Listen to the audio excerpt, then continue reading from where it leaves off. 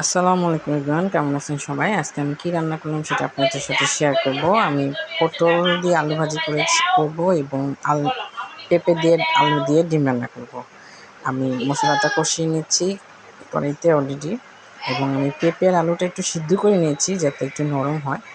নরম করে করব তরকারিটা। মশলাটা কষানো হয়ে গেছে, এখানে নিয়ে পেঁপে এবং আলু সিদ্ধটা দিয়ে দিলাম। ভালো করে একটু কষিয়ে নেব। খুব ভালো মতো একটু নেড়ে চেড়ে দিচ্ছি, একটু ভেঙে ভেঙে দিব।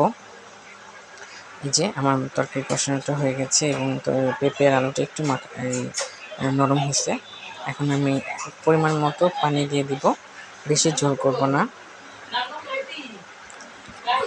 পানি দিয়ে দিলাম,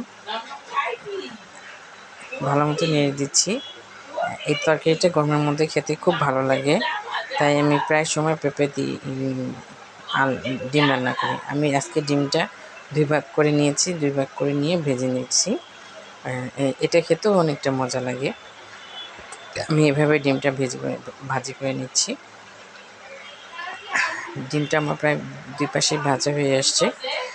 এখন 2 পাশ ডিম ভাজা হয়ে গেছে, আমার তরকারিটাও প্রায় হয়ে আসছে। আমি এখানে কিছু আস্ত কাঁচামরিচ দিয়েছি,